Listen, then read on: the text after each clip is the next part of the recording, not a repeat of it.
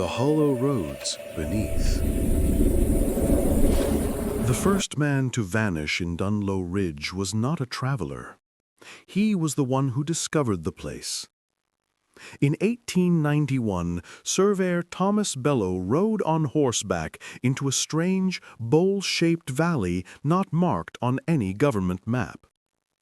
The air was thick with humidity even in late autumn, and the silence had a pressure to it, like breathing through water. Bellow noted strange formations in the soil, spirals made of stones, arranged with impossible precision. When he dismounted to examine them, the ground trembled beneath his boots. Not like an earthquake, more like breathing. His horse bolted. Bellow chased it into the cornfields, corn that shouldn't have existed in October, still green, still whispering. Then the earth opened beneath him. A sinkhole, he thought, but sinkholes don't whisper your name. His journal was found at the edge of the field days later. His body never was. The government quietly closed the region. Maps were adjusted.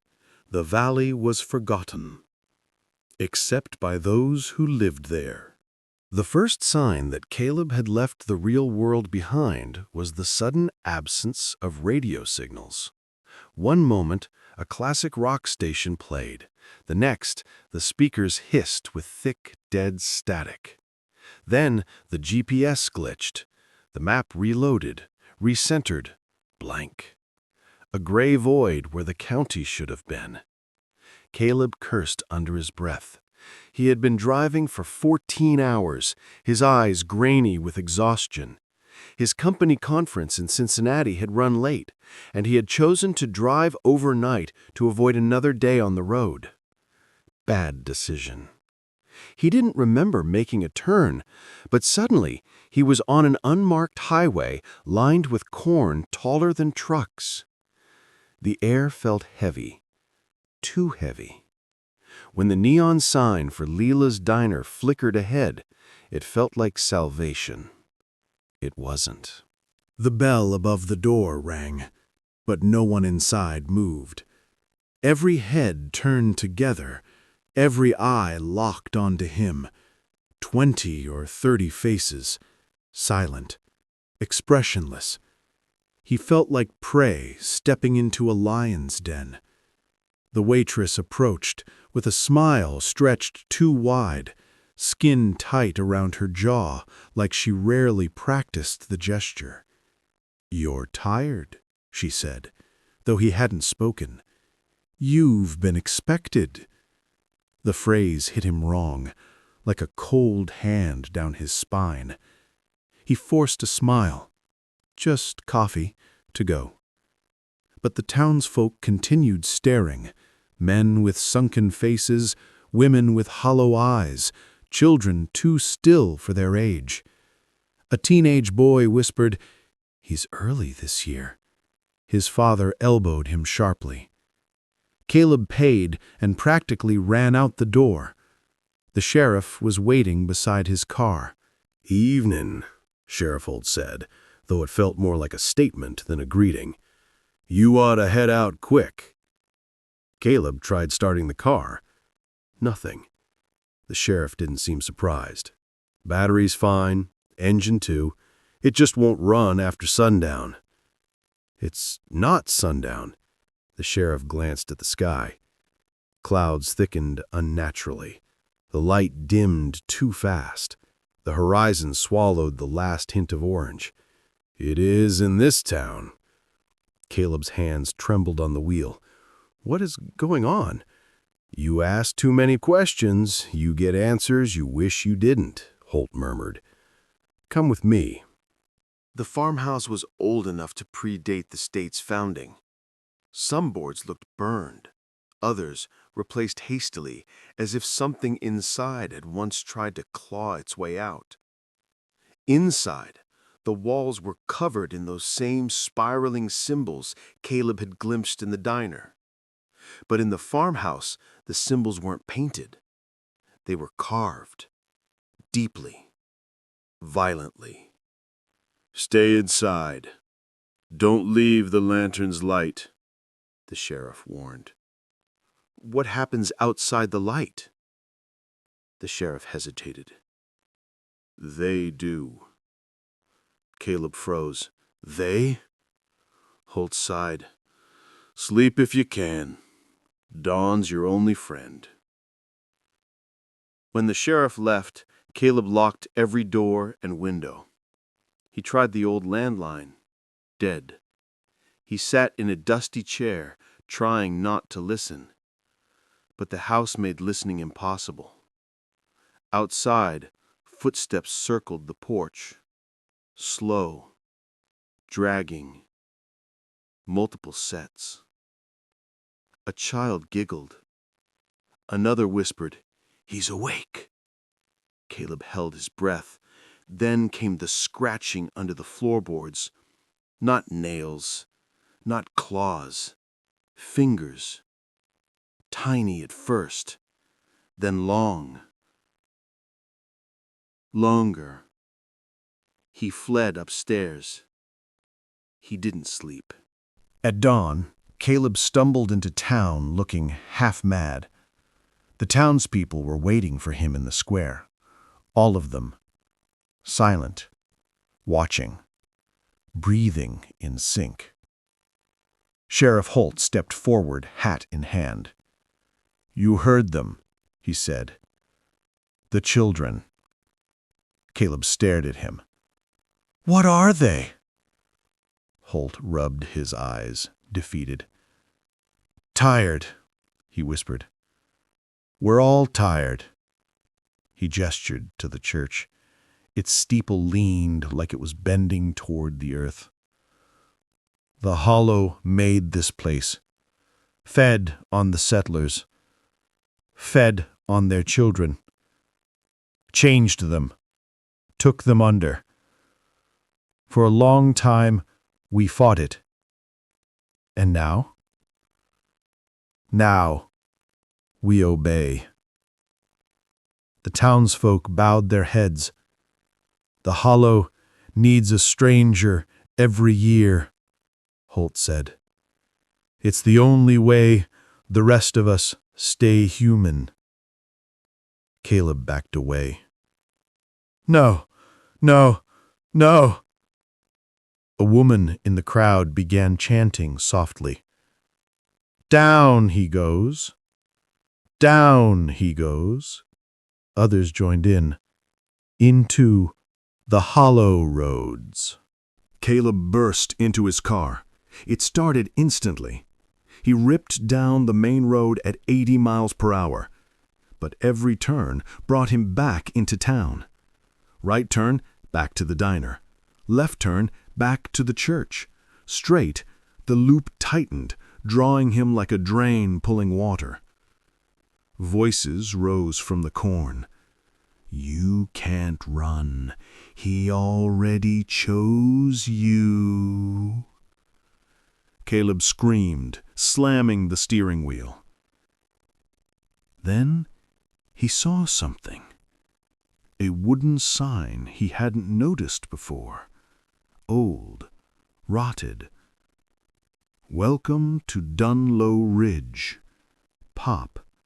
Scratched out. Below it, someone had carved, "All roads lead down." The asphalt cracked beneath his tires.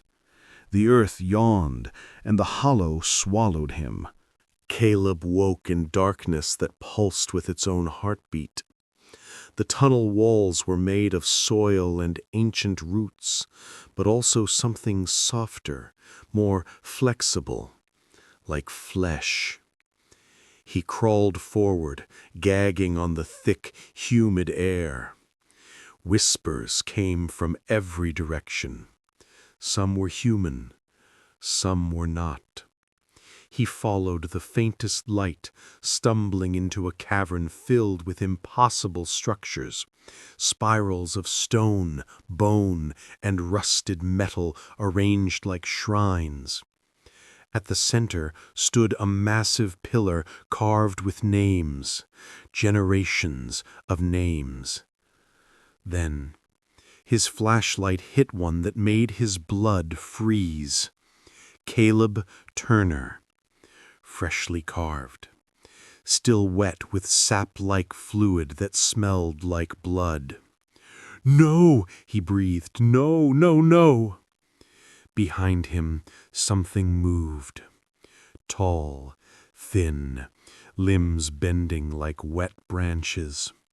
The children, their voices layered together.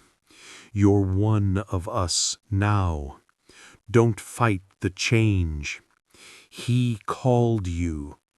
"Who?" Caleb screamed. 1,000 whispers. "The Hollow."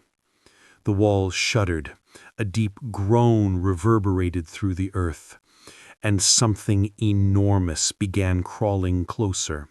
Not an animal, not a creature, a mass of living roots, stone, and shifting soil. A maw opened in the earth, and a voice, ancient and layered with centuries of hunger, echoed, "Welcome home, Caleb." Above ground, Sheriff Holt stood at the edge of the Miller farm. His hands shook. He remembered his own son. Eyes turning black, bones twisting underneath his skin, the screaming as they carried the boy into the tunnels. His wife never forgave him. The town worshipped him for his strength. They never saw him bury his son's toys behind the barn. Now they would see him bury another stranger. He lit a cigarette with trembling hands. "One more year," he told himself. "One more year bought for the town." But the guilt never lessened. The Hollow always took, never gave. Dunlow Ridge wasn't just cursed, it worshipped the curse. The church basement wasn't a basement at all, it was the old entrance to the tunnels. Only the cult elders had keys to the rusted gate. Inside they kept relics, bones warped into spirals, skulls with stretched, elongated jaws, maps carved into wood showing the maze beneath the town. Journals of those taken, found later at tunnel mouths. Old photos of children whose eyes were blackened in the negatives. The elders gathered after Caleb was taken. "We are safe for another year," the head elder said. But one woman stepped forward. "What if the Hollow grows hungrier?" she whispered. "It always does," another man answered, "and we always feed it."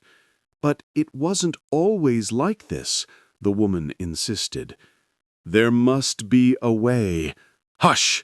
the elder snapped, "or you'll call its attention." Silence fell. No one spoke rebellion again. Deep below, Caleb lost track of time. Minutes became hours. Hours became days, or maybe none at all. He felt his bones stretch, his joints ache, his fingers lengthen impossibly. The whispers soothed him. "It hurts at first.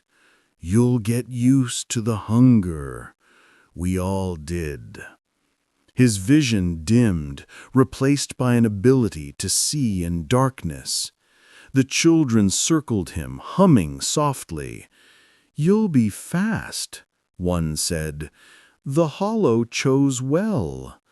He wanted to scream, but his voice was gone. His mouth reshaped, his eyes darkened, his spine stretched. He became something else, something that belonged to the tunnels. Weeks later, travelers on the highway began reporting strange shapes in the fields. tall silhouettes watching from behind cornstalks, unnatural movement at night, whispers that seemed to come from the soil itself. Some said they saw a new figure among the children, taller, different, recently turned. A figure with a torn business shirt hanging loosely around an elongated frame. A figure whose mouth moved like it remembered pain. A figure that repeated a single phrase over and over. Help me. And yet, it hunted. It fed. It obeyed the hollow. The next spring, a Dunlow Ridge mother brought her newborn son to Sheriff Holt. The baby's eyes were already too black. The sheriff swallowed hard. He had buried his own child. He had sacrificed dozens of strangers. He had lied to his people for years. And now the hollow wanted more. More children, more strangers, more land. The town had once been small. Now the cornfields crept outward each year, expanding the hollow's domain. The roads changed themselves. Highways bent in unnatural ways. More travelers would come. The hollow hungered, and Dunlow Ridge would feed it. Because to refuse was worse. To refuse meant becoming the next to crawl in the dark. One night, Sheriff Holt sat alone on his porch. The corn rustled, though there was no wind. He whispered toward the fields, "What more do you want?" The ground answered with a low rumble. A child's voice spoke from the darkness. "Everything." And the sheriff, closing his eyes, finally understood. The hollow would never stop with strangers. It would swallow the entire town, then the county, then the state, then everything. He realized too late. The hollow wasn't a curse. It was a patient God, growing, waiting, feeding. And Dunlow Ridge wasn't avoiding destruction. It was helping birth something far worse. Something waking beneath America's soil. A new stranger arrived that autumn. A woman whose GPS malfunctioned, whose radio died, who saw a diner glowing red in the night. She parked her car, tired, unaware. The doorbell rang. Every head inside turned toward her. And somewhere deep underground, a voice whispered with pleasure, "Another one." The hollow swelled, and the world above continued spinning, unaware that beneath its feet something ancient and hungry was growing stronger.